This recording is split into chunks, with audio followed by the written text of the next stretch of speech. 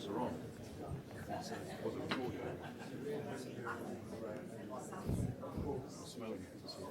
I'm bringing out. That was a radio technique there, where you sniff,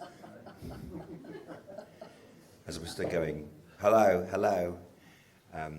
That's where that comes from. Thank you very much for such a great attendance here tonight, and so much better than last week's audience as well.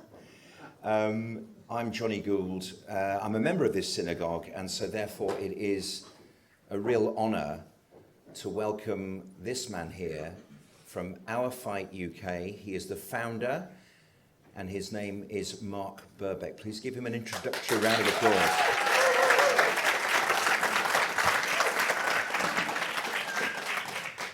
Thank you. So there I was. This is about November of 2023, hosting a show on Talk.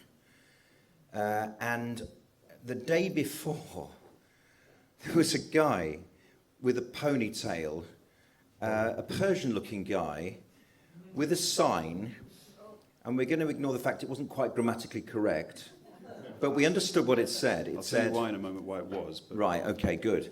It said, Hamas are terrorist. And was it Hamas? It is terrorist. Right, okay. It's not we is the champions, is it? It's we are the champions. Do people normally heckle this early on? No, all right, pipe down, boys and girls. That's okay. And he put it up in the air for about 25 seconds, and then he got launched into, and then he got commandeered onto the floor by cops, didn't he? And I found out during the show that he was called Niak Gorbani. Right. And then pictures came in of you. And this chap was called Mark Birbeck. And I realised that we may not be completely alone. I put a show together at that time because I really believed this. The show was called, a bit ambitiously, it was called How to Make Peace in the Middle East. How's it going? It's so I had all my friends at the time, you know, the people that I'd created out of the podcast, Jonny Gould's Jewish State, which was built from a completely different time. Who remembers when Prince William came to the Kotel with a koppel on and started holding the wall? And this is when Israel, for that 6 months, was cool because Israel was able to communicate the fact that it was useful, valuable to the world with its great innovations, and had made peace with the UAE and Bahrain and Morocco and Sudan as well. And maybe Saudi was puppeteering this. And then all hell let loose, and the world is still upside down. So we're going to just go back from those days of November, Mark, and say, who were you on October the 6th, Mark? What guy were you? What were you doing? Who were you then? So, October the 6th, I was a techie. I used to work at Shell. I used to run a team of about 20 people in different parts of the globe. So that was me. I was a techie. But I have to say that due to various things, which I can explain if you like, due to various things, I did have a concern about anti-Semitism. And this comes in, there's two ways in which this comes. One was the sort of personal experiences of friends telling you things like the need for security at a synagogue like this, you know, and as a non-Jew, you don't really know that kind of thing. You think that's odd, you know.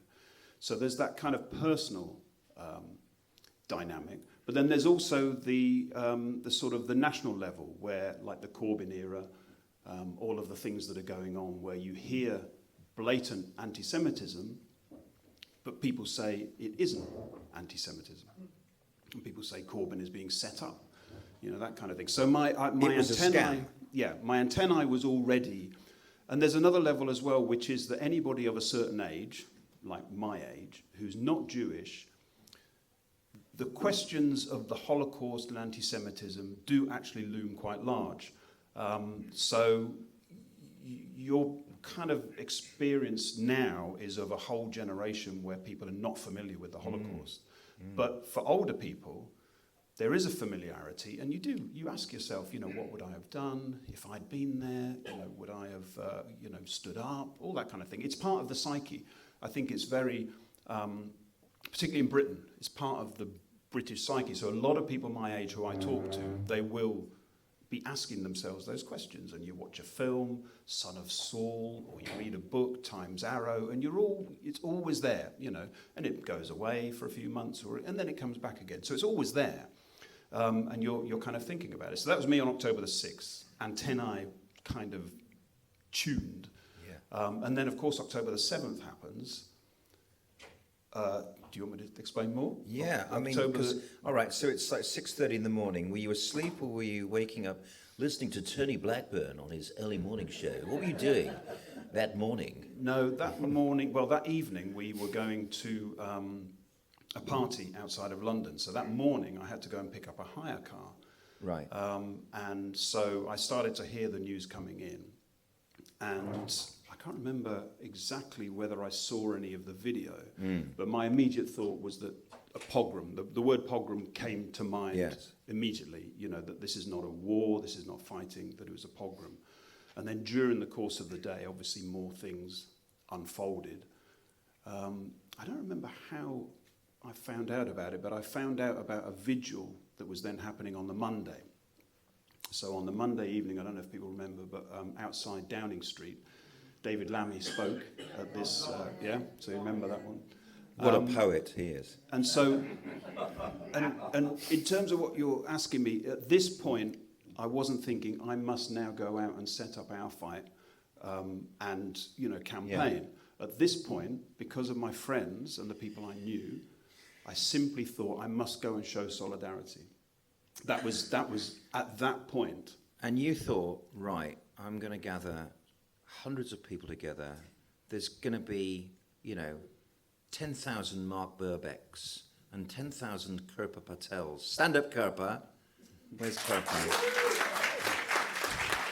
Thank you. Kurpa Patel is here. And Niak's not here, which is a shame. So no banners tonight from Kurpa and from Niak. So you thought that you were there with a lot of people, and you walked out your house to this, and you realised, I'm on my own. I remember you saying to me that was almost as sobering as the idea of what was unfolding in our news media and also on the social medias, which is where I think the social media really counted for something. It was unfiltered, very terrible pictures that were coming in, very terrible videos, some of which I've never seen again, thank God. I saw some really terrible things, and you can't stop. You look at them, and I can't stop thinking about them. But thank God I've never seen them again. They were too terrible to stick on that 45-minute video. And of course it was Simchas Torah in the evening as well.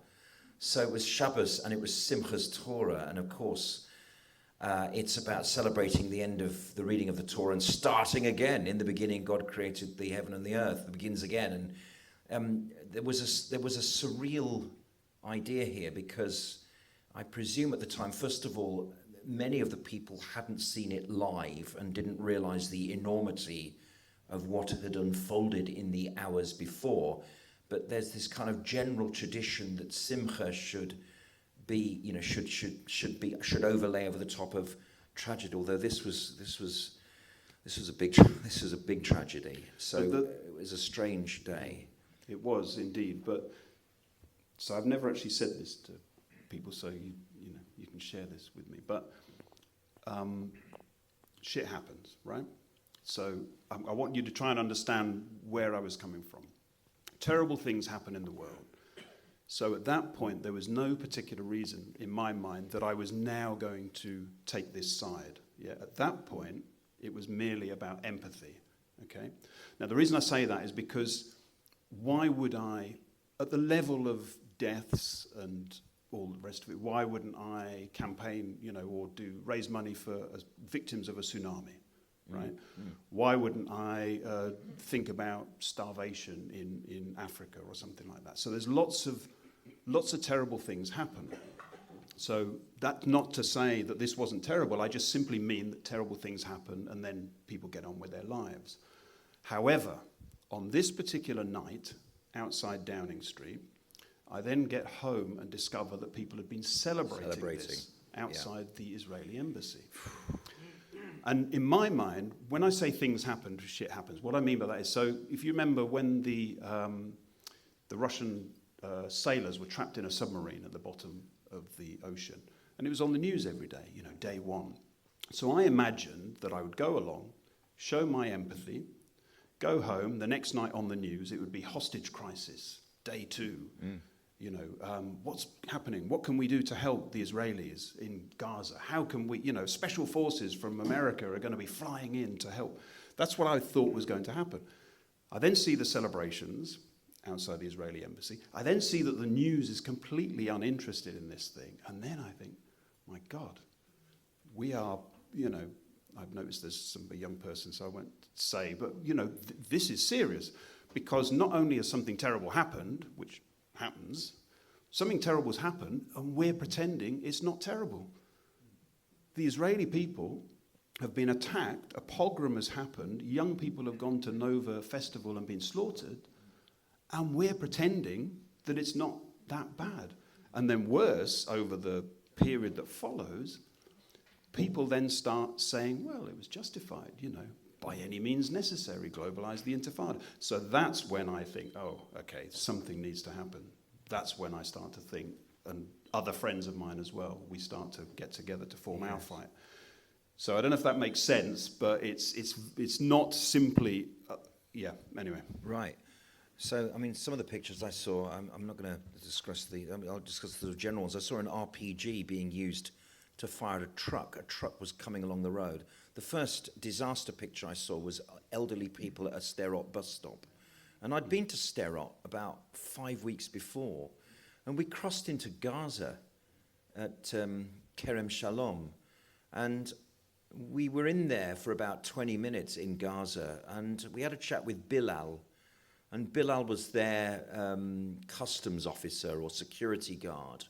And we asked him, how is it that you deal with the Israelis every day? And he was obviously a Hamas guy paid by the Palestinian Authority. That's how it worked there. The Palestinian Authority were if you like, the local government of Gaza, and Hamas were the elected thugs, representatives, whatever the word is. And they said, we asked as a group around him, surrounded by IDF and Hamas guards, soldiers, whatever, all of these guys would have been there on October the 7th, all of them. What's it like dealing, because I saw the practicalities of Israel and Hamas being, working together at the border. You saw this. And, what's it like? Do you get any jip when you go home working for the Israelis? He went, no. And it was all a complete subterfuge. And this was like 5 or 6 weeks later. And I knew that Sderot bus stop because I'd been there. And we were shown a playground in Sderot. And there's this lovely sort of concrete round hole that the kids can run through. But the idea of that is that when the rockets come, everyone can jump away from the swings and hide inside the enforced concrete sort of hoop.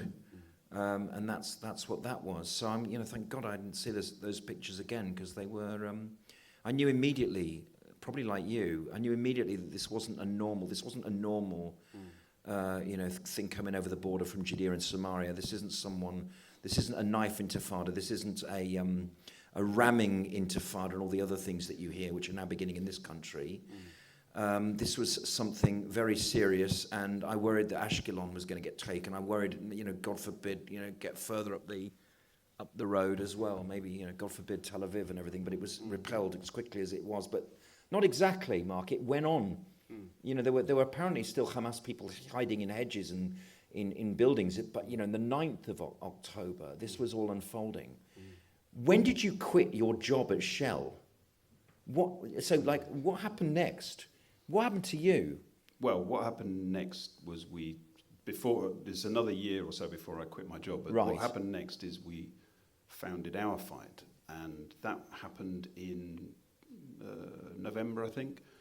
In 23, yeah. In 23, yeah. And who was that? That was you and Kurpa, and it was... no, not Kurpa at the time. There was, but there was a few of us who went to, you probably remember the Trafalgar Square vigil. Yeah. There was a that vigil in big. Trafalgar Square. I think Michael Gove spoke really well.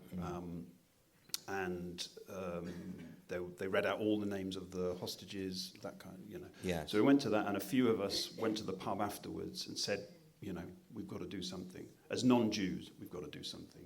Not somebody's got to do something, but non-Jews have to do something. Are they here tonight? Are any of your friends from the original... Some of them are. Who? Stand up, please. Bobby. Stand up. Thank you. Thank you. What's your name? Sally, I think you were there. Robert. No, Bob at the back there. He was there. Sally was there. I met you in the boozer last week. They were met you in the pub last week. Yeah, actually, I thought no. So there were a few of us there. We decided we had to do something, and we didn't really know quite what a campaign would look like. We just felt like there needed to be something. Yeah. Then what happened is the marches. My wife Jan, who's there, and she's the founder. Why have you ducked your head? She's the founder, one of the founders of the British Friends of Israel. Right. So they. And my wife and I were walking through Victoria, and I'm sure lots of other people had a similar experience, where you see the march come past, and you think, God, and you see the placards, you see the slogans, and you think, wow, this is the middle of London, you know. So we started to say, right, we've got to do something about that. What do we do? Do we stand in front of them? We haven't yet heard of this Persian called Nihat Gorbani. Then what happens is we do see a video of Nihat Gorbani, but before he has his poster, he has a handwritten poster. People probably remember this video where he's standing, I think in Hyde Park or something, he's standing behind a railing with a little handwritten poster, Hamas are terrorists, and people start throwing sticks and things at him. So my wife very generously says, you must go and stand with him, which obviously, you know. But at this point, we still haven't met him. So the day you're talking about where he gets bundled by the police, I don't know, some people probably know this story, but when he gets bundled by the police near Victoria Station, we are also there with handmade placards and all the rest of it, saying Hamas are terrorists, all this kind of thing. Danny, who films with Nihat, is supposed to be filming Nihat. So Niak's over there getting arrested and bundled, but Danny sees us and starts filming us. So by coincidence, on that day, by coincidence, the two of us are doing something at the same time. Niak's phoning Danny up saying, where are you? Danny's saying, I'm here, there's these people. I don't know where they've come from. They're holding, you know. So anyway, so that was kind of early on. That set the tone, I think, for what we were doing. Now, on that same day as well, some people here will know, Enough is Enough also had their first demonstration, their first counter-protest. But theirs was behind barriers. They had a different kind of modus operandi to us. Which was from the Jewish community as well, so it had a slightly different flavour, didn't it? Yeah, and it has to, they wanted to get more people, so they arrange everything with the police, they set the barriers up and all the rest of it. But the key thing is that these strands, I think, then carry on over the next couple of years, and we work very closely now with Enough is Enough and became Stop the Hate. There's a lot of people here who are involved in Stop the Hate but also help out with Our Fight and things. So they're very, very closely intertwined. And I think it's fair to say that between us, we've created a different way of coming at this problem of anti-Semitism. Yes. There's a kind of, people like Itai and Yoki really kind of in your face, probably the Israeli connection that gives them that ability to be blunter than, it's really important, that distinction between the Jewish diaspora and the tradition in this country, and I think it's stopped, or it's been quelled since October the 7th, was keep your head down, you know, get your accountancy qualification and go to work, set up a shop, pay the taxes, sing the national anthem, and don't say so much. But Israelis aren't like that because there's this great nationalism about Israel, which is, you know, something, you know, very important for us Jews around the world to see. And, you know, we have popped our shell. We have since then. And it's very important that people like Yochi and Ittai show the way for Jews, I think, in the 21st century. Really. If I might add another little thing, though, that you're right about the nationalism, and you're right about the pride in Israel, which is kind of unconditional, which they both have. But Ittai made a really interesting point. This is Ittai Galmudi, if people don't know him. He made a really interesting point to me a few weeks ago, which is that he said he hadn't experienced anti-Semitism growing up because he grew up in Israel. So by the time he experienced anti-Semitism, he was an adult. And he was going, I'm not taking that. Why should I take that crap, you know? And so his attitude and response is like, boom. So it's partly Israeli, but it's partly to do with experiencing things, you know, not as a youngster, not having to sort of be embarrassed on the bus. I know people here who got bullied on the bus going to school in North London. Yeah. He didn't have that. No. So by the time you try and take him on, he's been a soldier, he's been, you know, and really, really important distinction as well, I think. Yeah, absolutely. That is an insight. That is just another experience of the Jewish world that we don't really have in the diaspora. I had microaggressions every day at school in Birmingham, every single day. Some of them were a bit graphic, and most of them were petty. They were not violent. I think if I went to that same school now, I don't think I would be able to continue. Because, first of all, the population has changed in that part of Birmingham. It's at Handsworth Grammar, where I went to school, and I just don't think I'll be able to continue. I have to leave. And the shame on the school for that, if that had, I'm just imagining it. I can't guarantee. I don't think there'd be a Praetorian Guard for 3 Jews there, even though all of us were reasonable at table tennis. All of us. But it's so here we are, 2.5 years later. It's not getting better for you, Mark. It's not getting better for us. I was at the Kentish Town Forum event with you, and it was just after the Villa Maccabi game. And it's the first and last time I will ever buy a 50-50 scarf with the 2 clubs. They sell them to tourists, Arsenal and Liverpool. Who'd buy that? However, a Villa and Maccabi one was really prized. I bought the last one for 15 quid. Wow. And what a bargain. And we won 2-0, Villa, that is. And although it was a terrible night. And just after that, I was parading it there with great pride that we came away from that event and we had made our point, and the country was reflexing in turmoil about it. And Nick Timothy, amongst other people. Nick Timothy, amazing. Nick Timothy was properly given its song. Nick Timothy being the poshest Brummie, I know, although he's not posh. But this was just afterwards, and we went out there, and you got arrested again. You got arrested there, basically for being Mark Birbeck. You fronted these guys. You went towards their barrier at the front. I was at the back with the Zionist dog. There's that Zionist Alsatian, isn't there, at the back? That Zionist dog. But you were at the front, and you got taken out for being you, didn't you? And we should also point out that Kurpa got also taken out, not for being me, for being her. Yeah. You also got so arrested that night. This little story. So basically, on that evening in Kentish Town, Bob Villan was performing, and as you know, Bob Villan, famous for saying "Death to the IDF." Yeah, sponsored by the BBC. The BBC made that famous. Yeah, that's true. Actually, I mean, it happened that day. And not that day. Glastonbury. That's what I meant. Glastonbury. Yeah. It happened at Glastonbury. Deaf, DEF to the IDF. That's what he said. Yeah. Sorry, carry on. Yeah. And so he's performing inside. The night before that, around Kentish Town. I don't know if people... Breeze was there as well. I didn't see you. So Breeze was one of the first people who was standing at Victoria. Sorry, Breeze. I was looking... Thank you. Yeah. Thank you. Yeah, well done, Breeze. We're not alone.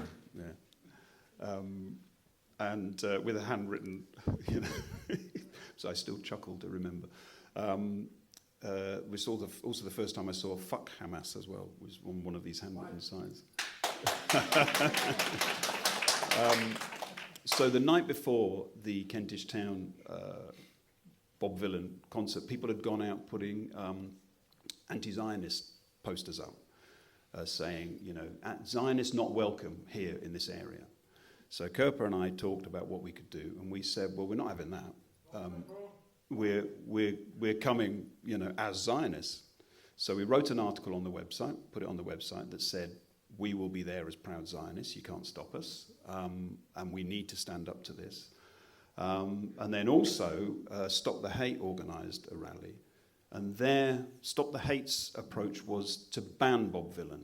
And, sorry mate, and Stop the Hate's thing was to ban Bob Vylan, whereas our campaign is very much on the idea of free speech. We think these people should be visible and out there so that we can do our protests. Yeah? So we didn't want to ban Bob Vylan. So the idea was that Stop the Hate would be doing their own protest and we would be doing our protest as completely separate.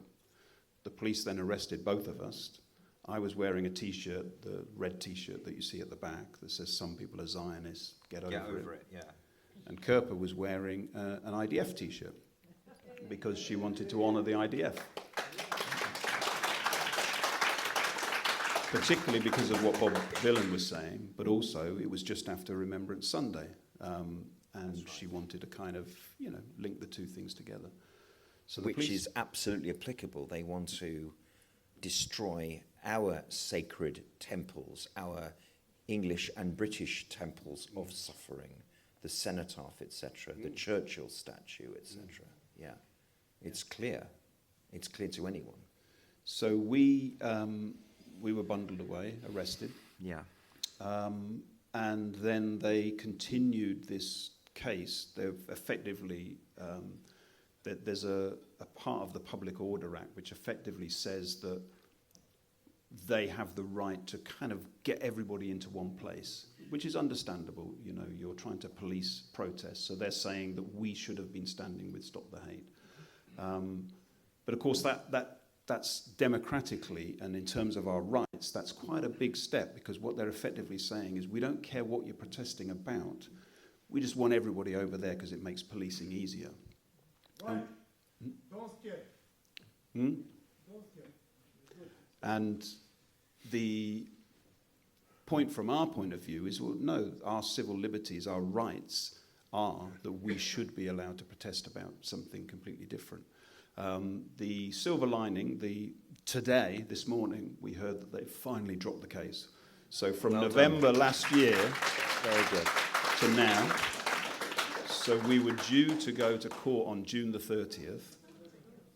Initially, our cases were treated separately.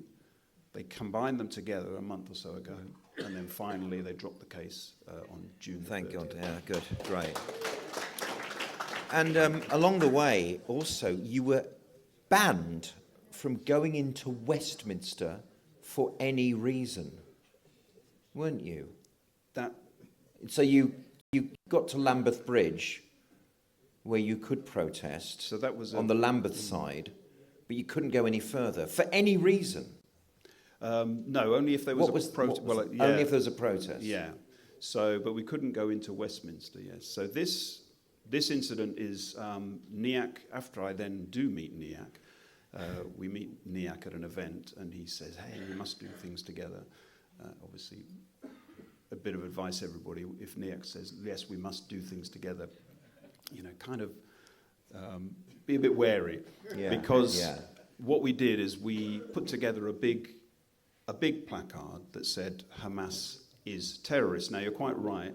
It does eventually say Hamas is terrorist, but the first version of the poster says Hamas is a terrorist organization, but the A and the organisation are very small. Ah. So when people copy it on T-shirts and put it on new posters, they've just copied what you can see from a distance. Right. Hamas is terrorists. So that's where that comes from. But Okay. he was correct at the beginning. We made a very big one that took 2 people to hold, so the 2 of us were holding it. We stopped one of the Palestine Solidarity Campaign marches. The police bundled us away, and we were then accused of assaulting police officers. NIAC was accused of assaulting 1 police officer. For some reason, I was accused of assaulting 2 police officers. They then took a long time for this to work through, but what you're referring to is initially our bail conditions were that we couldn't talk to each other, that we couldn't enter Westminster Yes. if there was any protest going on relating to Of Israel. any or kind? Gaza. Oh, just No, Israel. Just and Gaza, Israel, yeah. right? Okay. So that took a while to lift them. Then it took 12 months before they actually took Niat to court for his, and then he was found not guilty. And then for mine, it took 14 months before they threw it out. And then what happened is the barristers, and we were supported by the CAA, which I should say, Campaign Against The Anti-Semitism. campaign against anti-Semitism. Yeah, which deserves a big round of applause. 'Cause we couldn't do this kind of thing without their backing. And they, the barristers and the lawyers, legal team, my legal team, they pushed and said, well, look, you've just wasted everybody's time for 14 months. We want the costs covered. And you have this thing called a wasted costs hearing. They presented it, and then we got a little bit of coverage for this a few weeks ago because the judge in that wasted costs hearing said that their whole behaviour of the CPS and the police was shambolic. We didn't go so far as to say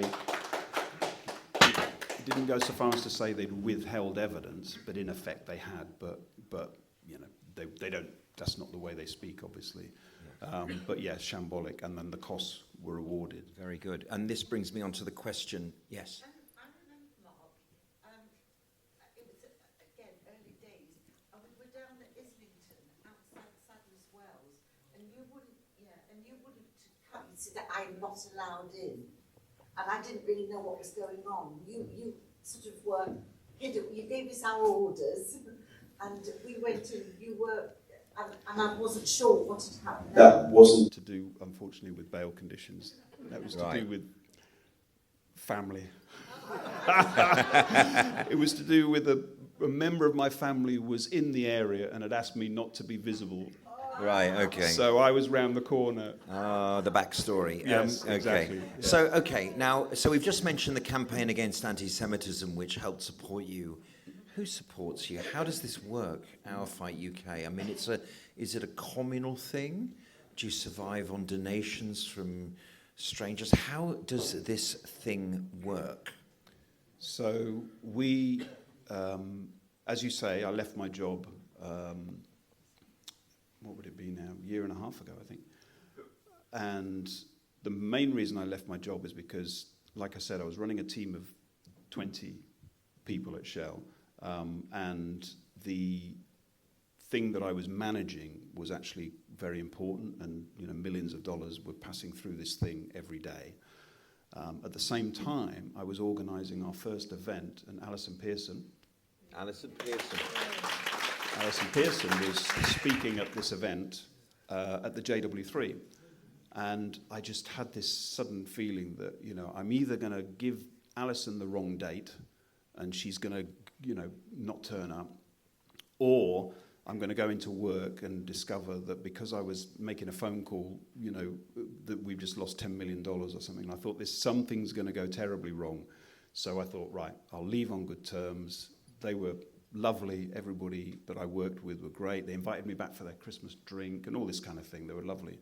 But I just, I thought something's going to happen. I've got to devote time to this. Yeah. And did your mindset change? I mean, as you look through the rear view mirror at your time at Shell, are you a different person now? Would you? I mean, if they said come back and we need you to run 25 people at Shell, would you go back? I mean, would you? No, you're right. I'm a different person. I mean, sometimes I completely forget that I was ever a techie. Right. So I'm going to remember I was programmed computers. I was one of those nerdy kids. So I programmed from like 10 years old, you know. So all of my life basically in tech. But then this kind of, you know, it's Took you over. yeah, it takes you over. And of course, the thing that obviously I wasn't expecting is that it's got worse so rapidly. Yeah. So I was thinking when we set our fight up, there's this thing coming that people can't really necessarily see, and we need to kind of warn people, and you know, maybe we're going to write some articles and do some social media. You know, that was kind of where I was at that early stage. And then, I don't have to tell people here, you know, Jews and non-Jews alike, you know, it has been just like a express train in terms of how rapid. I mean, it's now. I mean, I was on Josh Howie. Josh Howie. Josh Howie has the Free Speech Nation, and he kindly got me on to speak about something. I can't remember what it was. And his introduction to the segment of the show listed all of the things that had happened that week around anti-Semitism. And he ended by saying, you know, I could have listed another 10 more. So this whole thing has just gone, you know. Yes, it's gone. So we got sidetracked. How does our fight work? How does it work? It's a communal. Is it supported inside the Jewish community? Is it supported beyond? Is it just people donating fivers and tenors? How does it work? How do you keep doing it after you leave Shell? Well, both, all of those things, Yeah. really. So it's fivers and tenors. So there's people who have kindly signed up with you know, a monthly donation. We have a few of those now. Every now and then we've got some quite chunky ones. The Leslau family, for example, gave us some money for on October the 7th, we put on a big event in the Emmanuel Centre in Westminster. And we were only able to do that because they underwrote the cost, because we couldn't take the risk of failing and, you know, nobody turning up. So there's a couple of chunky donations, Yes. but yeah, we rely on the goodwill of The goodwill of the on people. the website and the donations. So take the leaflet Yes. that you've got on your seat. But then support from the Jewish community, you're right. But this is an interesting one in terms of how you go about challenging anti-Semitism, because we couldn't be where we are without the support of the Jewish community. So there's people like Karen, Mel, you know, Tracy. There's you know, I can't mention Damien's name because he's incognito tonight. But you know, Jamie. There's loads of people who really help us. I mean, not just like, you know, who've actually really welcomed us when we come to vigils. They really, you know, so we couldn't have done that. And also institutions like our first events were at the JW3. Yes. So there's lots of things that we wouldn't. Yeah. And one of these bunches of flowers that I brought here is for Yoki, because I was hoping Yoki would be here, but she's missed out. Because Yoki, I think, is a massive driving force Yes. in what has happened over the last few years. And also, I missed her birthday the other day, so it's She has been campaigning for years. 'Cause I've been Absolutely. on marches for Yoki Yeah. way before Yes. Absolutely. Yes. 23. We've been years Amazing. in I know. campaigning. Handful of us, you know. Yeah, We used to go out to counter yeah, the protests. Yes. For Yeah. years and years and years. So those of us who have not met Mark before will know he's a very placid guy, and you set the tone of this. You don't inflame what could be a really confrontational discussion, and it is your You're listening, Jan. It is your it's your mentality here which enables you to go and chat with Muslim kids, and you have a chat with them, and you're taller than most of them, but that doesn't matter because of the way that you deal with them. How does that go? Do you get anywhere, or do they, after they have some kind of consensus with you, just retreat back to their echo chamber of hate? Where does it? How's it going? So How much are donating? How many are donating to our fight? exactly none. Yeah. No, I'm not under any illusions that that I'm going to win people round and everything. But there's a couple of reasons that I do that. Number one, I want to find out what people are thinking, what kind of, you know, what ideas they've got, what, Yeah. you know. And of course, often you discover that things are much worse than you thought they were. I'll give you an anecdote in a second. So it's partly about finding out what people are thinking, but also, obviously, nowadays, everybody has a phone. Everybody's filming. So I don't want to be the guy being filmed shouting at people. I want, if anybody's going to share any social media of me, I want people, showing me, talking to people, discussing things, getting arrested, that. But, I don't want the image of our fight and its people to be that we're confrontational. Yeah. But the reason I said it's worse than you think is that there's a particular incident outside Tate Britain where Niak is standing on a bollard thing with his poster, and this young guy comes along wearing a keffiyeh, and he's shouting up, "Zionist pig! Zionist pig!" And Niak's like, it's almost like, what?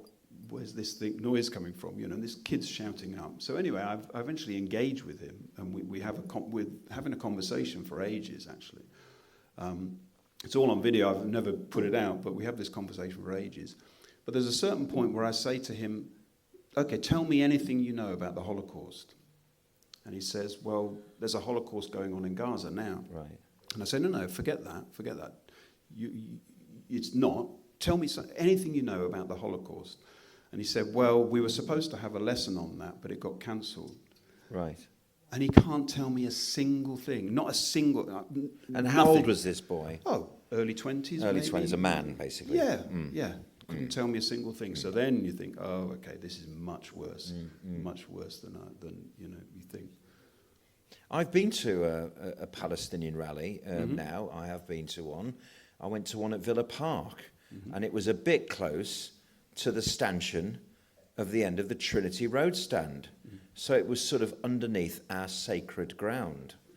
And it's on the hill. If you know Villa Park, if you've been to semi-finals, not Villa, because we play at Old Trafford for our semi-finals, But if you're a Spurs or United or Arsenal, Everton fan, whatever, you'll be Liverpool, you'll be at Villa Park. Although it's at Wembley now, what am I talking? It was a few years ago. Anyway, there was this, it was ridiculous. What was being said was ridiculous. And these idiots were applauding every single thing. And it didn't even have to make sense. Are you talking about Maccabi Tel Aviv? Yeah, the Maccabi Tel Aviv game. And he was, and like it's laughable, but actually it's not laughable. It's actually really scary. But what they were saying was laughable. They said that, this is what he said. He said, I found you all in a car park in Birchfield, right, which is not in Aston. It's past the Witten station. I'm being really local here, But you go past Witten station out towards Birchfield, which is another district of Birmingham. That's where they lumped you all. Because I went as a Villa fan, but I wanted to come and find my friends.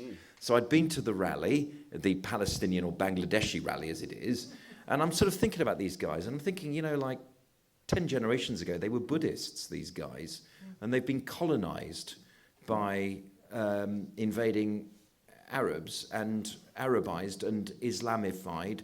And, Bangladesh is thousands of miles from Gaza. We are nearer Gaza than they are. So that wasn't lost on me, that irony. But I was told by the preacher, the street preacher, that Netanyahu was Polish and that we should check his DNA, because I've checked his DNA. And I can tell you, he should go back to Poland because he's Polish. Hooray! They applauded that. And then they said, we are proud Brummies and we support Aston Villa. Then he mentioned, I'm going to mention his name here, I'm going to mention Tommy Robinson's name here. Why is he supporting Maccabi Tel Aviv? He should be supporting Villa because he's English. He didn't understand, the idea of, so I heckled. I said, he supports Luton. It's got nothing to do with this. He thought it was England v Israel. And then he said, we're going to kick out of Maccabi, and that got a round of applause. I didn't applaud that. Didn't applaud that to my credit. Didn't.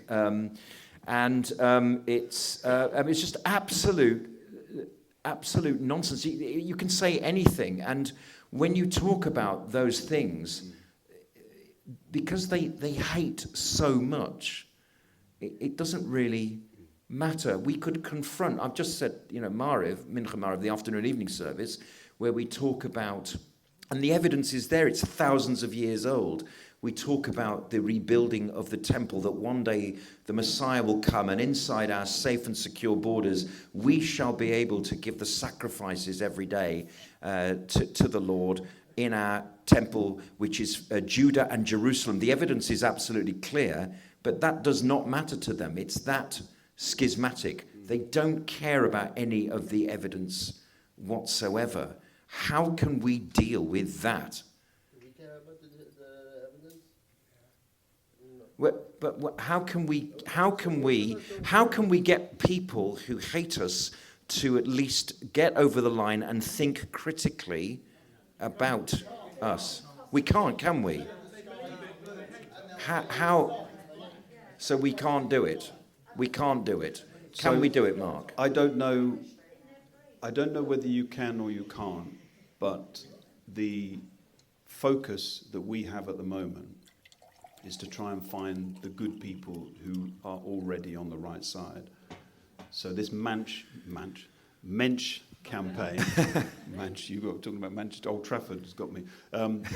Our Mensch campaign is all about basically saying to people that the bottom line, the most basic thing that a good, upstanding person would do today in 2026 to be a Mensch is to stand with the Jewish community in Britain. Yeah? And that's it.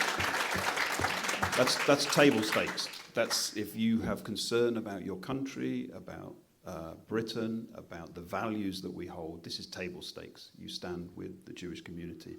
Now, whether we can then go on and convince people that Israel is a wonderful place for a holiday, all that kind of thing, I think we can. I think we need to be thinking about that. But the very first thing we need to do is find these good people. So when I began, I was talking about the idea of people of a certain age, the Holocaust being very present.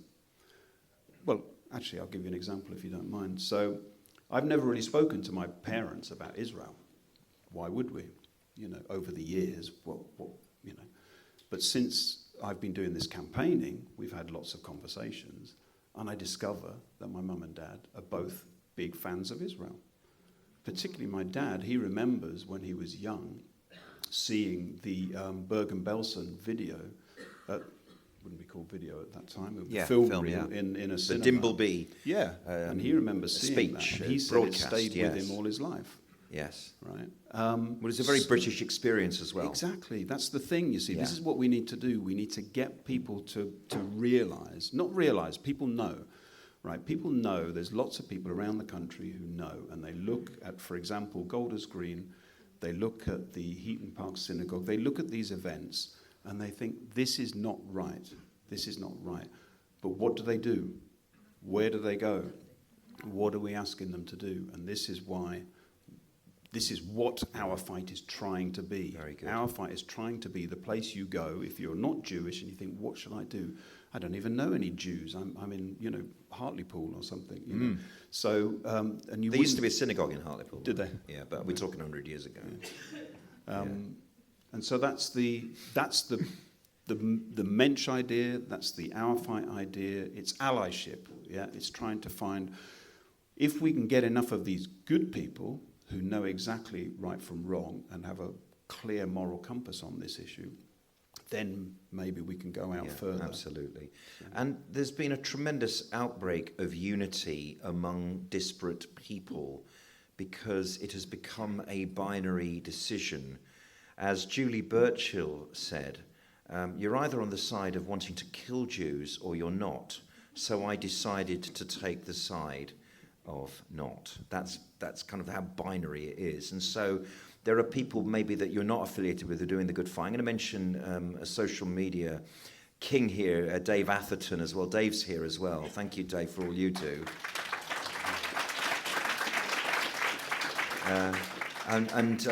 Dave is exactly the sort of person that you'd have in your crew, but Dave is completely independent, aren't you, Dave? Yeah, I mean, as along the way. So there has been an outbreak of unity, which is a beautiful thing to see in a Jewish community and among non-Jews as well, because of this binary nature.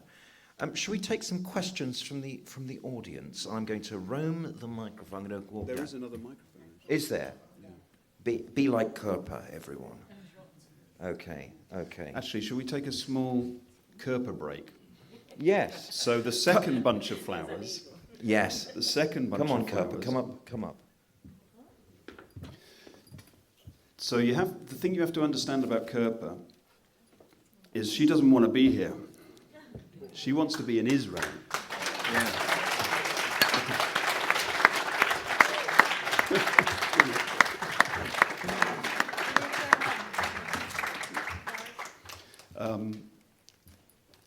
She loves Israel. She lived in Israel for a few years. She came back. Last year we organised a trip to Israel, and we took 16 people. 13 of them were not Jewish. Leslie came. Breege came. Don't know. Look around. My memory's going. So we took this trip, and thanks to Kurpa, the whole thing was just amazing. Amazing. Now, this was very fortunate, Dave. Can I come to you in a moment? Because You're not getting any flowers, Dave. Don't. yeah, Dave recognised Kurpa. Breaking news. Kurpa, listen, Dave's here. I just want to say to you, we sat down last week and talked about your background, which is that you're Gujarati from Leeds, and things have changed in Leeds a little bit like they've changed in Birmingham. And because of your background, you're also at the forefront of this problem, this issue, this change of demographics that are a bit fast for us to deal with here. Yes, I grew up in a place called Beeston. If you've never been, don't go. It really is that bad. But it wasn't when I was... It wasn't bad when you were a kid? No, it was beautiful when I was growing up. It was a street that had cobbled paving, flowers. We had a grocery shop. We had a baker's. We had a dance school. Yes, yeah. We had a church. It was very community. My parents, being a Patel, we had a shop. So we couldn't go to a lot of events, but our neighbours used to take us. That's how close we were. And a new neighbour moved in, a Pakistani family, and the husband was well integrated. He was a police officer, and his wife couldn't speak a word of English. She was from Pakistan. I went to school with the daughter, and we played on the streets. They had a little son as well. And then, we started to see the street change in a very short space of time. In less than 10 years, we started to see bars coming up on the windows, the flowers turn into concrete, the bakery turns into a kebab shop, halal shops, mosques turning up, the dance school disappears, the church disappears. So we left. Most English people left.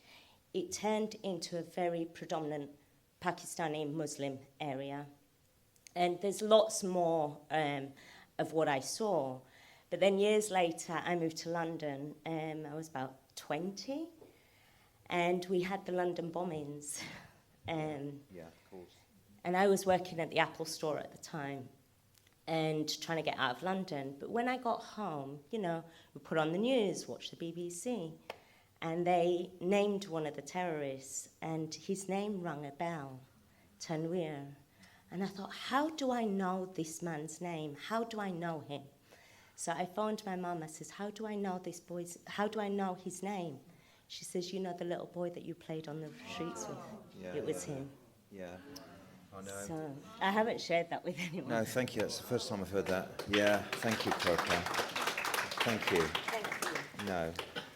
Sorry, Yeah. I have to quickly say the reason I gave you the flowers is not because you organised the trip last year or the fact that you love Israel. It's just that our fight would not be where it is without Kurpa. I mean, all the designs, the graphics, the video, putting us, and she, well, I could go on all night, but she just really, speaking like that. She didn't want to do that a year ago. She put herself forwards to do things, writing articles. It's just brilliant. Thank you so much for all your work. Yeah. You know, it's true. Like there are similarities between Birmingham and Leeds in that way, and we're going to play some childhood poker here because I was in the same class as Mozambique, right? And Mozambique was educated in a Jewish primary school. Really, he had a Jewish education. Him and his brother Azam, and I remember his dad. And his dad was one of those first-generation Pakistanis, and I think he worked in a bank, and he had one of those waxed moustaches. He was quite colonial and like that, and his boys weren't. And I've looked, I mean, Mozam became someone who was in Guantanamo Bay, and long before the story came out, the whisper on the street was, and this is way before, was, "Did you hear about Mozambique?" I said, "Yeah, what? Yeah, I remember him. What happened to him?" He said, "Apparently he's in Afghanistan fighting for the Taliban." Those were the words. So kind of everyone kind of knew where he was and possibly what he was doing. And he got compensation from the British government, didn't he, for his travails. So, you know, I just wonder whether you think, Mark, even though we are living in a time where things are getting worse, do you think that the stabbings of the bystanders, the religious men in Golders Green, Moshe and Shlomo, we wish them a refuah shalema as they continue to recover, do you think that was a turning point, or is it just another case of something else is going to happen? It'll just subside and move sideways again. Do you feel a change in the wind? I think there's definitely been a change in people's perceptions. Whether there's more incidents like this, I don't know, but sadly, I suspect there will be. There will be. I think the government has got no idea how to deal with this. No. Things like the prescription of the IRGC, they won't do that, but they will do Palestine Action. You know, so the whole thing is just a mess. But I do think there has been a change in people's perception of the experience that the Jewish community is going through. Mm-hmm. I think, you know, the way that you're seeing the political parties rush around, the problem we have is that the political parties are all going in a kind of an easy direction, which I fear isn't going to be that useful or productive for the Jewish community. Yes. Yeah. And what I mean by that is, for example, it's all very well Kemi and Richard Tice and everybody saying, let's ban the marches, and they get a cheer, and I understand why they get a cheer. I get it. You know, it feels like London is taken over by this hatred It's scary. Yeah, it's scary. But that isn't going to solve anti-Semitism. No, but it'll quell it slightly, won't it? It'll make it less tolerant. Well, you've got to ask yourself, though, is it going to even happen? So then you've got to ask yourself, are you going to waste your time barracking and demanding this particular thing when actually we've got this problem over here that we're failing to address? And so the politicians look like they're doing something because they all say, yes, we're going to ban the marches. Yeah, rhetoric, yes, opposition rhetoric. Anyway, I do recall that you told me to stay off politics. So no, well, well, I tell you what though, let's here we go. Let's ask some questions from the audience. Thank you. Hi, Mark. I'm quite interested in your point. So you don't think necessarily banning the marches is the best idea. What ideas do you think the government should be doing? I think that there's kind of a cultural thing that we need.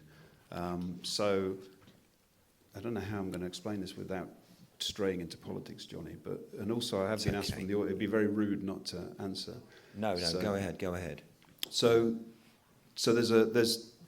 firstly on the marches, there's an element there of free speech straight away. And what I mean by that is I don't mean that everyone should be entitled to run around shouting, "Kill the Jews." I just simply mean that handing over the power to curtail these kinds of events, it's going to affect all of us. It already does. Kurpa and myself were arrested under Section 14 for saying we're proud Zionists. So we're naive if we imagine that these powers are going to be just limited to that. How do you even decide? Ban the marches? Which marches? I think a lot of people who are not involved in this area, there's a lot of people here who are, will know that every single day there is something. So put aside the marches, every single day there'll be a local authority, a town hall, there'll be a trade union event going on. There's just always something, the King's College, there's always something. Outside Parliament, people are saying, smash the state of Israel, end Zionism. So what does ban the marches mean? We're letting them off the hook if they... It's whack-a-mole. We risk allowing the politicians to look like they're doing something, Right, when actually they're not. So then Yes. the second part of your question, well, what would you do? So I look at people like Wes Streeting, who I'm not allowed to mention. No, you're allowed to mention. You know, do you recall that when all the fuss was going on around Mandelson, he rushed to release his WhatsApp messages because he was obviously he wanted to make it clear that there was no skeletons in the closet around Epstein, and Mandelson's thing. But part of those messages were things like, I really hope Israel becomes a pariah state. You've got, in Parliament, do you remember, what's his face, who did the 14,000 babies going to be killed in 2 days? Powell, thank you, When he said that, I don't know if you recall the video, so it's bad enough that he says that in Parliament, and he repeats that libel, but then Lammy says, well, you seem to be very well informed about this. And you think, what? So what I'm getting at is when you say, what can the government do? Yeah. I'm not even talking legislation. I'm talking just say there is no genocide in Gaza. Yeah. Just say it, Say right? In public. That would make a massive difference. Straight away, that would make a massive difference. That's not political. It isn't. So let me just try and navigate the robot here. Thanks, Mark. Great being here, and you're a great speaker as well. Thank you for joining us. It's you're making it very entertaining and interesting. Thank you. Here's my question. Demographically, You might look. have to put the mic. Can you hear me? Oh yeah. Yeah. So I look at you. You're sort of cultured, educated, interesting, pretty cool, Hear that, well Jen? dressed. Thanks, Jared. Demographically, typically, I look at you and think, well, it looks like an interesting guy. He probably hates Israel. How did this part? I mean, how did you not? I mean, I'm assuming demographically, the people around you in tech, etc. You know, people sit a little bit left, a little bit liberal. What do you see that they don't see? How did this Palestinianism pass over you? How did you not fall for it? Or how do they fall for it? It's so obvious that, I mean, for us, we just look at the facts, and the facts are there. Why is it so easy to pull the wool over those people's eyes? What is it? Why are you like this? And demographically, most of the people around you aren't. Excuse me for sort of taking that guess. Yeah. Yeah. I would say it's not quite as easy or clear-cut as you outline, if I may give 2 anecdotes. Yes.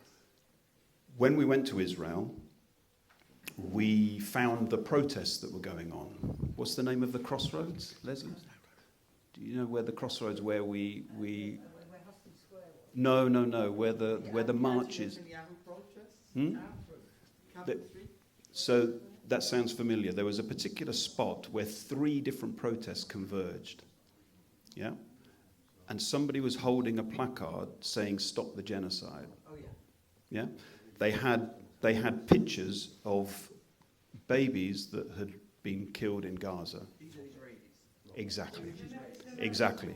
So my point is that you say it's obvious to you, the facts are clear, and I'm saying even in Israel, you have people who have fallen for this. Yeah, and we ended up. There's a video of this, but I don't think we put it out. Cause we've got loads of videos. That's if anybody knows how to edit videos, we would love help here. But there's a video of this where we're arguing with these people, and at one point they say something to me like, you think you've come over here to save us?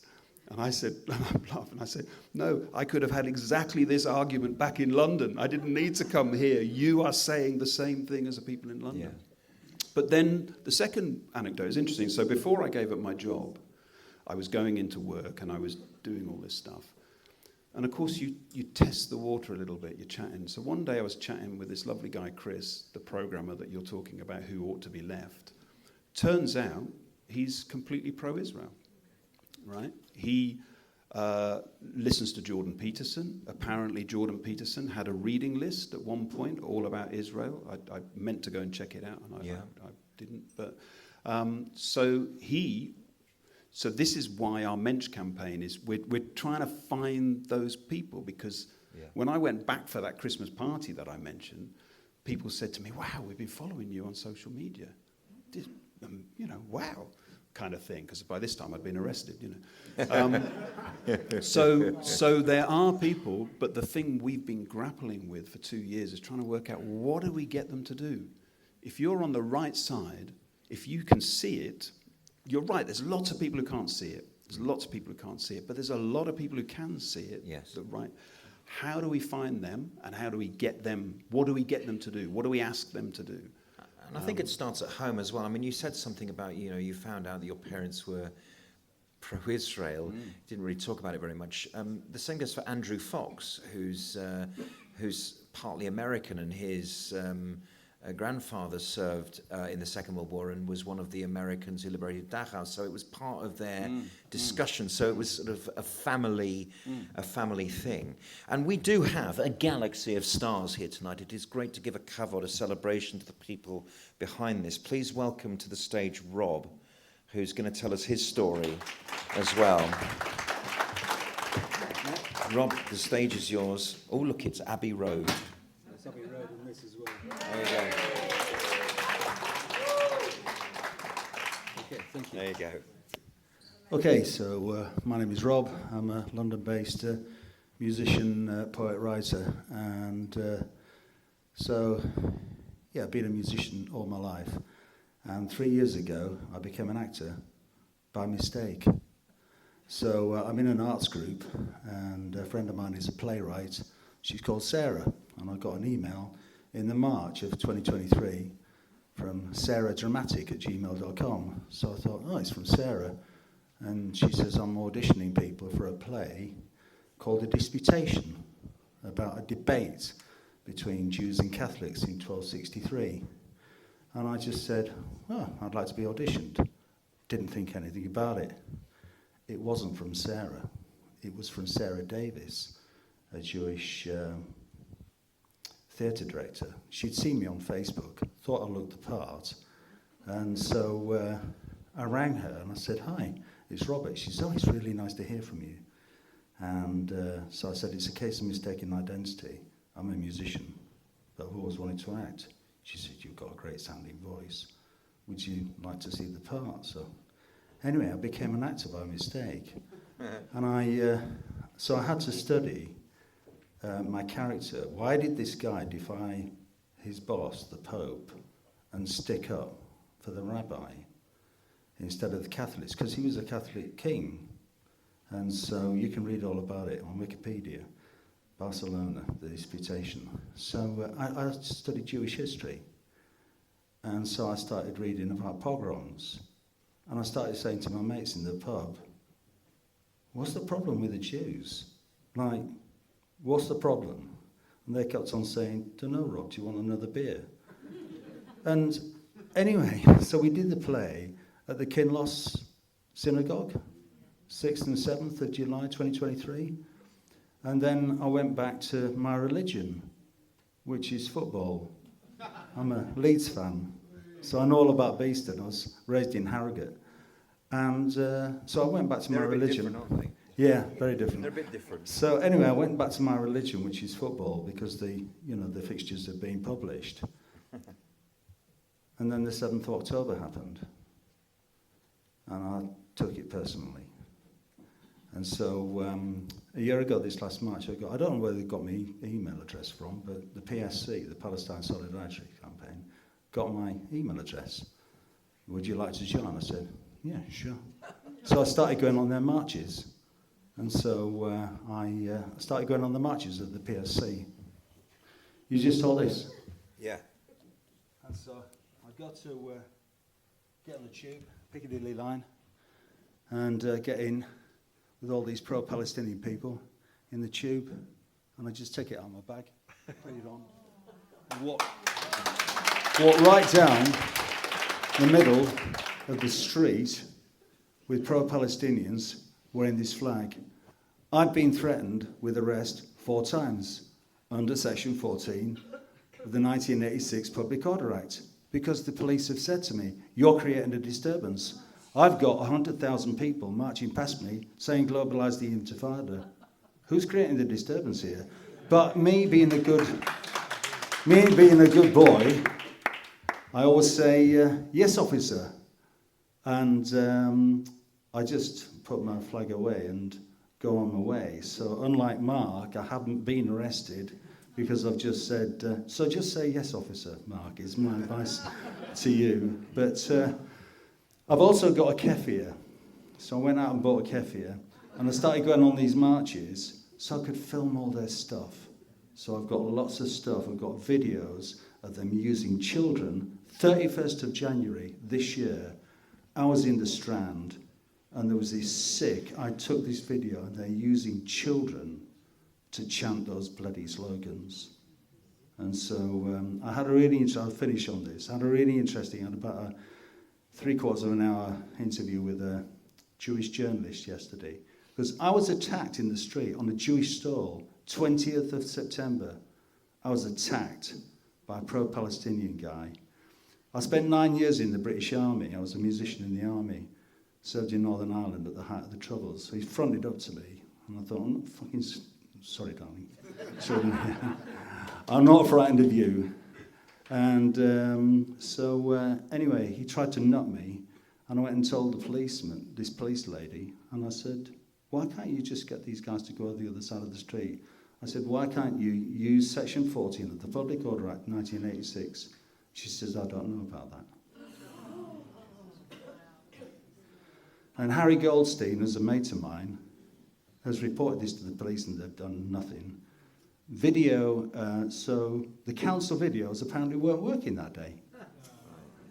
And even the police videos have been wiped. Right.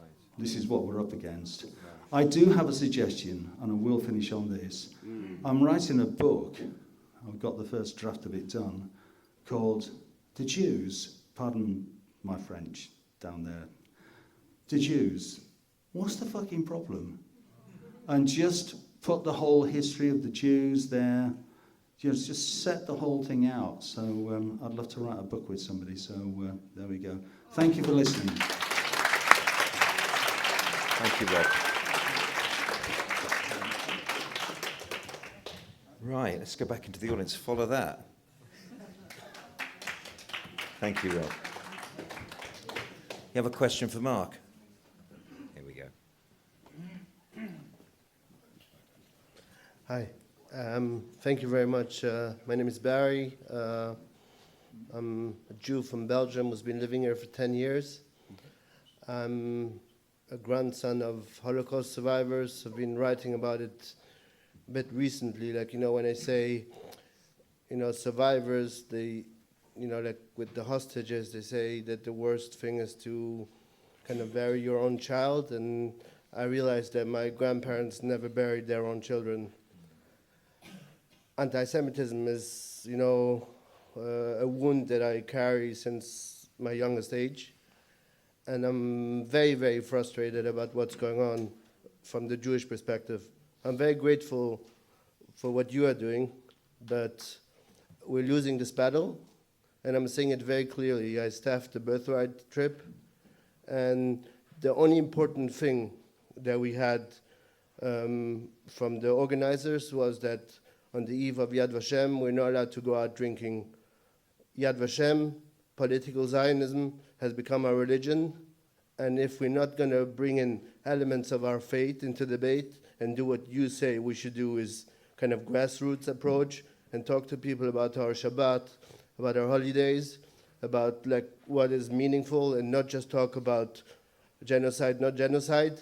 We're going to sit here and have other conferences and other marches, and we're going to fail miserably.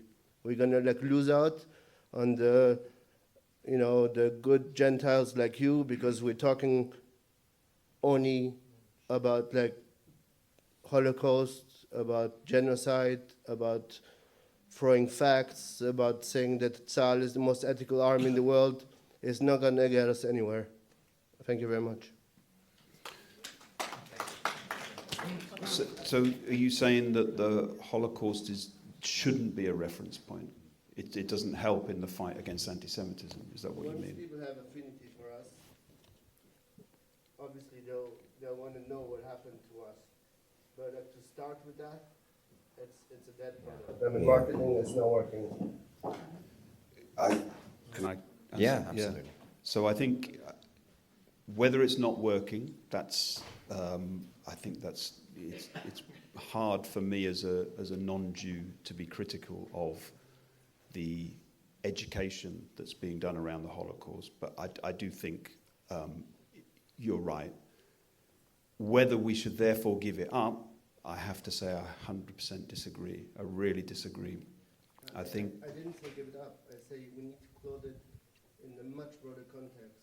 Also, like Zionism, it cannot be like post-Balfour Declaration Zionism. It needs to be much more connected. We need to tell people that we're praying to Jerusalem 3 times a day. Without this, we have no claim. I think there's... So in both of those examples then, I think there's 2 strands. There's Jews and there's non-Jews. I think for Jews, whatever works and brings people together. So earlier on in one of the discussions, you made some reference to what about the history of Israel, I think, or Zionism, 2,000 years, this kind of thing. And I think that's important for people, that the narrative and what creates the binding of Israel together, especially a nation that's under threat, is facing an existential threat from so many quarters, then absolutely it's really important that all of those things are there. For non-Jews, for me, when I don't care. Now, I don't mean I don't care about the history. What I mean is my support for Israel is obviously not predicated on 2,000 years of history. My support for Israel is the fact that in 1947 there were lots of other nations being formed. The United Nations said, just like India and Pakistan and all the rest of it, 48 the nations formed. Let's get on with it. Like Robert says, what's the problem? Let's get on with it. So my support for Israel comes from a secular standpoint. Yeah. Now, that doesn't... I wouldn't use that to undermine anybody else's support for Israel, because all sorts of different ways of coming at it. What I'm trying to get across is that for us to go and win wider support, I don't need to go out to people and say, well, did you realize that there was, back in, 2,000 years ago, this and this? I just have to look at the modern world. The modern world created Israel. The United Nations supported it. It should now get on with it. If people want a Palestinian state, then fine, work it out. We've got all the institutions to do it. Just stop stabbing people on buses and blowing people up, and maybe we can get on with it. Yes, indeed. And we'll speed up the questions now. Mark Cave is here. Mark. Thank you, Jonny. Thank you, Mark. Thank you, Kurpa, for all the work that you do. I'm a fan. I once brought John Mann, Lord Mann, here to speak on a Friday night. And the most memorable part of what he said was... he got perhaps a little bit too angry. He said, I'm out here, I'm on the street, I'm in the public eye, I'm fighting your corner. What are you doing? Fair enough. My question to you is, you have earned the right and are doing, frankly, a lot more that's real and effective than people, sadly, like John and Eric. They're great friends of our community, but right now, their voice doesn't carry. Yours does. And you're mobilizing and you're asking people to do something, you're trying to find the swayable people out there. It's a great strategy. My question is, and you've earned the right to answer this honestly, what do you want the Jewish community to do, both Jews individually and our Jewish institutions, the Board of Deputies, the Jewish Leadership Council? What do you want to see being done that isn't being done? I know it's very kind of you to give me the right to insult everybody and whatever, but I'm not going to take it because I just don't feel it's possible for a non-Jew to judge. So, for example, I'm in a WhatsApp group with some, I say to Jan, I'm in the group with these tough guys. You know, there's some women in there as well, but they're tough guys, right? They want to get in amongst it, right? Personally, you know, I wouldn't necessarily follow Keir Starmer down the road with a placard and get nearly run over. Some of the people I know do that. I personally wouldn't grab Peter Tatchell's badge when he turns up with a Palestine badge in the middle of a rally where people are trying to confront the biggest crisis of anti-Semitism in the country. But when a friend of mine does that, I'm absolutely in admiration that he does it. So I'm not going to judge. There's so many. This great quote the other day that Jake Wallace-Simons gave, but I meant to go and find out where it comes from. But the quote says, Jews are like the rest of us, only more so. Or Jews are like everybody else, he must have said, because it was Jewish. Jews are like everybody else, only more so. And my wife and I were talking about Sunday, about the rally. And of course, you begin by thinking, oh, God, there was this split, and this person wasn't invited, and then these people. And then you think, yeah, but that's politics, that's culture, that's society, that's how it should be. You know, so you're kind of saying, oh, what about all the splits? But that's democracy. It's only because you're grappling with the most difficult, gnarly problem, which is anti-Semitism and people being killed, that it feels like it's not going in the right direction. But of course, people should be, you know, it's the rest of the country and the rest of the world that's lost this political culture for engagement and debate and different positions where we argue and we go backwards and forwards. But ultimately, the thing I would say ultimately is that it's not a Jewish problem. Anti-Semitism. You see, what's happened over the years is that this whole idea of victim culture, I know we use this phrase a lot, but basically this whole idea that you know, people are victims of racism, and anti-Semitism's been kind of skewed into that. So people focus on, I don't know, these TikTok videos where somebody gives you some money, gives a Jew some money and films it, and everyone goes, oh, that's anti-Semitic. Well, of course it is anti-Semitic. It's not. Nobody's not going to say it isn't. But accusing IDF soldiers of using babies for target practice, now that's serious stuff, you know, and that's anti-Semitism. And turning a blind eye when Holocaust survivors are killed in a kibbutz on the southern border with Gaza, and turning a blind eye, that means we've really lost something. So what I'm saying is it's not a Jewish problem. If anti-Semitism is allowed to go unchallenged, and these good people, these Mensches, are not mobilized to challenge it, then we're in a serious problem. I'm not going to say you haven't got your problems as well, you know, but we've got big problems. One of the ways I look at this, sorry, one last little thing. The way my mental model of this now, I think we look at the Holocaust as a thing, but actually, if you think about the Second World War and the tens of millions of people that were killed in the Second World War, and you want some water? Are you sure? Thank you. No? He's a great survivor. I haven't touched it, so you're welcome. I haven't. So you won't get any germs off me. You're very welcome. You're very welcome. I look at it and I think the number of people that were killed in the Second World War is obviously far more than were killed in the Holocaust. And to refer to Hannah Arendt, one of my big favourites, her argument is that the Second World War was made possible by anti-Semitism.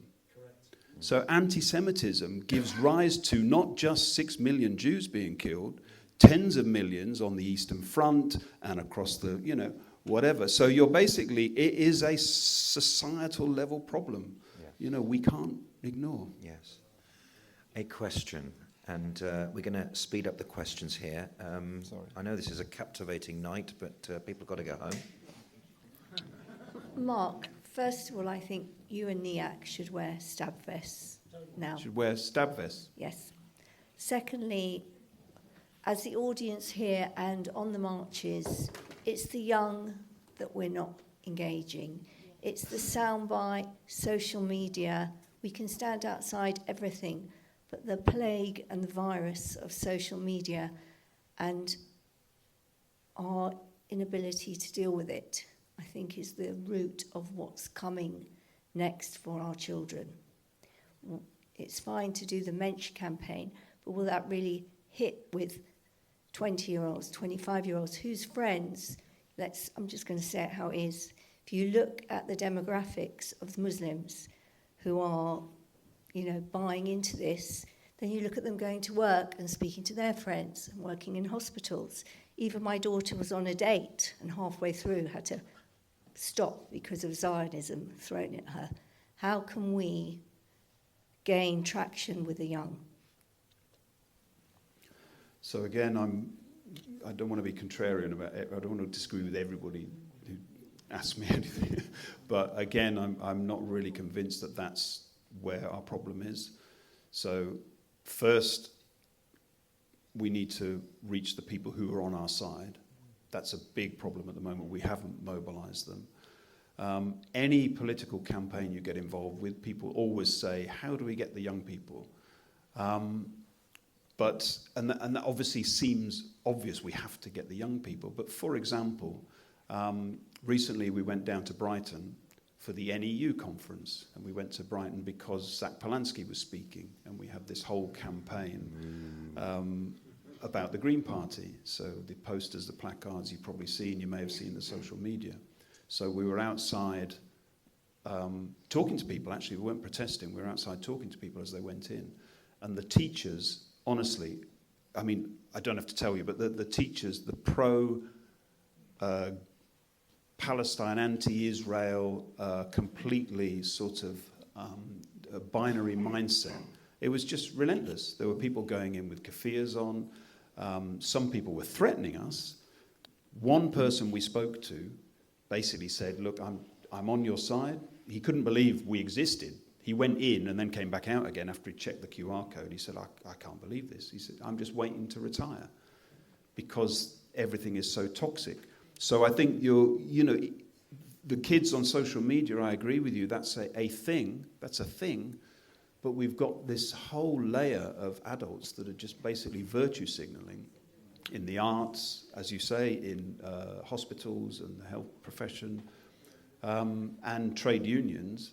And I feel like we need to somehow turn the tables on them. I think we need to somehow start to try and not make it acceptable for them to be saying, and this is where the Mensches come in, I think. I think we need to make it, we need people. See, Robert's a good example, you see. He's somebody who in the pub was talking to his mates, and he's a Mensch. This is what we need. We need people like that to just raise the arguments in all different, and so they can't get away with it.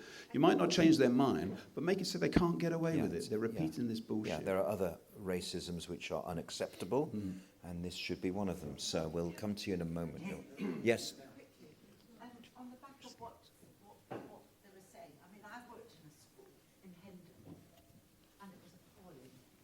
And so if you are wanting to make a difference with children, it is the teachers, it is them, and they get on my bloody nerves, because I had a whole thing with the religious, when they were teaching RE, I actually stayed 2 hours waiting for the head of RE. Be stronger. Because I needed to say that you are teaching things incorrectly about Jews, why Jews came over to this country. They had this discussion, and I had to stand up and say something. I'm not frightened. I say the word, you know me. And it's got to come from schools. And as you said, the unions as well, but the schools, it's the schools. I'm sorry, that's where No, you're I just want to say, Mark, I see you're a real mensch, the way you offer your glass of water to this gentleman here. But my question is... Stage managed, thank you very much. My question is, do you find that through your your talks, your work, that you reach people who are anti-Semitic? Do they listen? Is there a change? And especially self-hating Jews. Do you come across them? Melvin? No, well, I mean, obviously, in one sense, yeah. So on the rally on Sunday, there were what you would call self-hating Jews. I don't know. I mean, I think anti-Semitism, I think that one of the big projects we have to really try and address is to define anti-Semitism, because often it does get reduced to things to do with Jews, right? In other words, the arson attacks on synagogues and the ambulances and this kind of thing. But far more dangerous, I think, is what I referred to with the Green Party are doing with their motion, Zionism is racism. Because the reason I say that's more dangerous is because Jew hatred, that I know lots of people want to reduce anti-Semitism to, is confined to Jews, obviously. Yeah. Anti-Zionism is basically an attack on anybody who wants to stand with Israel. And that means that you're effectively isolating Jews, right? Because what they're doing is they'll, so when I got attacked outside Miznon, I don't know if you saw this, but... it's a restaurant in Notting Hill. Yeah, we did a protest outside there, and I got attacked. And I got attacked because they thought, they're right, I was a Zionist, but their definition of Zionism is just a racist. It's just somebody who supports apartheid. Yeah. So these are the things that we have to push back on, and that I feel, if I was to criticise the Jewish community, I think that's where we are lacking. I think we are lacking in really good explanations of these things that kind of cut through. I think we do often resort to fairly complicated, generic explanations. Yes, and maybe Mensch is the way forward. Decency, straightforward decency. Jade, I think we're going to wrap this up with this final question. It's yours. Thank you. Anti-Israel activists often invert what happens to Israelis and Jews, weaponizing Jewish pain against us. Do you think we need to stop reacting defensively and start reframing the conversation ourselves? So, for example, they use the slogan, globalize the Intifada. Should we be using slogans, globalize Zionism and such?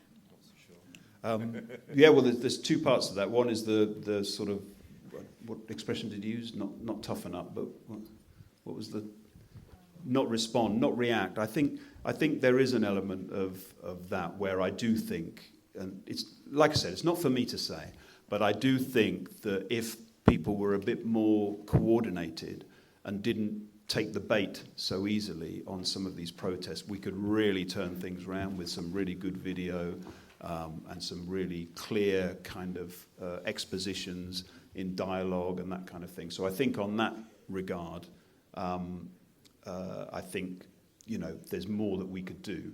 And because everyone thinks we're small in number, but actually, you say, well, actually, we're also not that small. I mean, if you wanted to make a video or a film or something, you've got probably 40, 50 people who would get involved immediately. That's like a small production company. So, we're not actually, we do have resources if we're careful about how we do them. In terms of the second part of your question, though, I do think we should have bolder slogans. Yeah, I agree with you. I think we've been experimenting with things like some people are Zionists, get over it, that kind of thing. But I think we should really try and explain and reclaim Zionism and stop it being a dirty word and actually push back on that. Yeah, absolutely. And I think that is a terrific way to end a great evening. Mark, you've not just told us your story, but you've come up with real insight for us in terms of trying to stem Zionism and stem anti-Semitism, anti-Zionism. And for that, we really thank you. We are all verfrunzelt, to use a Yiddish word, by what do we do now? We're rabbit in headlights. So to actually have someone who stands there and is commanding in the language and dealing with the issues, we are all extremely grateful to you for that as well. So please give your appreciation. Give it up for Mark Birbeck of Our Fight UK. Thank you very much. Thank you. Thank you all. Thank you for the invitation.